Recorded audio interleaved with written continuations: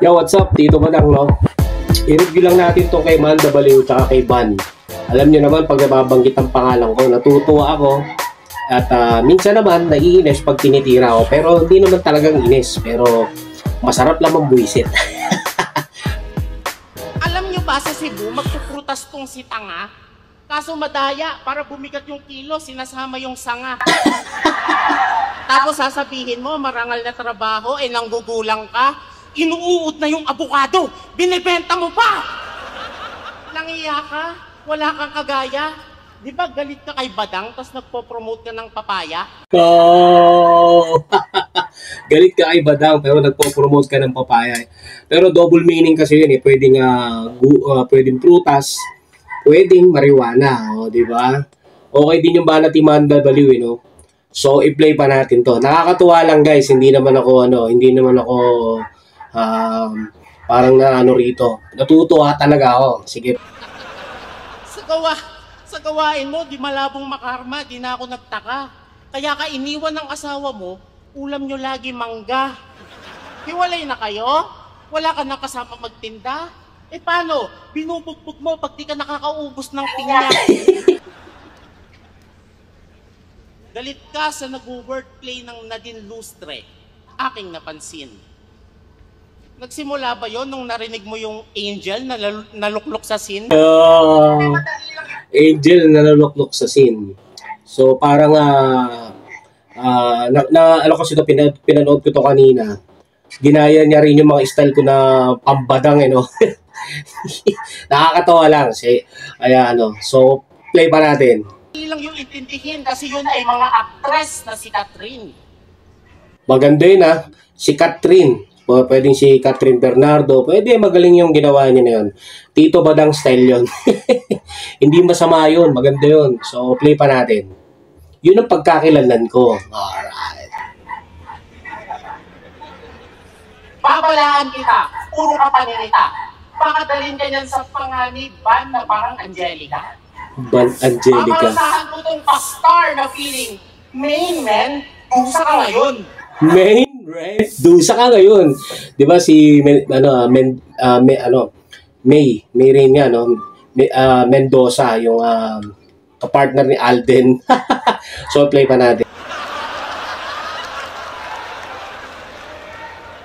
Main man, dusa ka ngayon. Oo nga, no, tangina. Ang pangit nga pala ng mga ganon. Tama na. Pero ito hindi ko malimutan. Nung laban yun ni Nathan, nirime mo yung siksik pakinggan sa chick fucking gun? Tanga ka! Huwag ka nang magpaliwanag.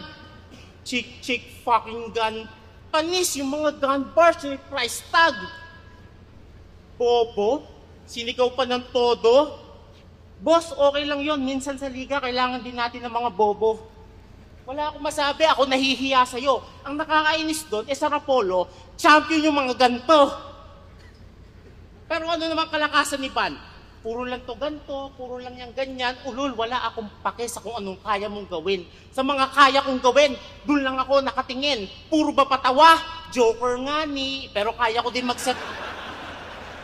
Actually, mga ibang bara ni Manda Baliw, may mga mabababaw lang din.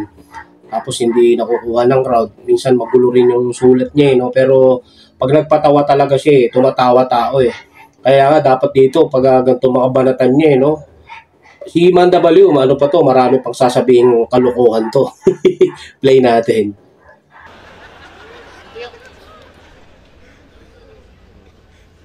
Puro ba patawa? Joker nga ni, pero kaya ko din magseryoso man. Kung gusto mong bumalik ako sa pagiging gagi, malagpasan ko lang tong ban. Babasagin ko yung MP parang mauwi na ng trip. Kaya ko rin magpaka-gangsta shit kung gusto nyo paligo ako ng blood yung creep. Bago yon, ito muna yung aking babalahan. Wala akong pake kahit gunban man. Pupunutan kita, di ko nabubuhayin yan. Simulan mo na tumakbo pag narinig mo na yung aking chick fucking gun! Pag inabot...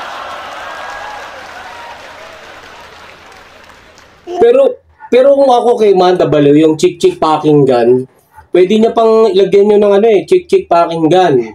Packing gun mo. Di parang gano'n na packing gun, di ba? Packing gun. Yung, pwede mga ganun eh. So, play pa natin. Punutan kita, di ko nabubuhayin yan. Simulan mo nang tumakbo pag narinig mo na yung aking chick, fucking gun. Pag inabot ka nito, you're fucking gone. Oh! Ganda, ang ganda yan. Ang ganda ng ginawa doon ni Manda Baliw, no? Chick fucking gun. Pag tinamaan ka nito, your fucking gun. Puta, pwede. Wordplay. Malatito ba dang? Siyempre, di ba? Pero goods naman yun. Nakakatawa nga eh. At masaya tayo sa mga ganyan mga bara. Nakakapagpasaya sa tao. Minsan kasi kahit na simple lang yung mga bars mo, nakukuha mo yung mga crowd at nagpapasaya ka. Basta wag ka lang magkaroon ng issue. Siyempre kasi nagkaroon tayo ng issue. Kung hindi nagkaroon ng issue, wala. Puta, sikat na sikat tayo ngayon. Pero okay lang. Ganun pa man, dito ba all goods lang lagi, no? Kaya shoutout sa inyo. Salamat, ingat. God bless.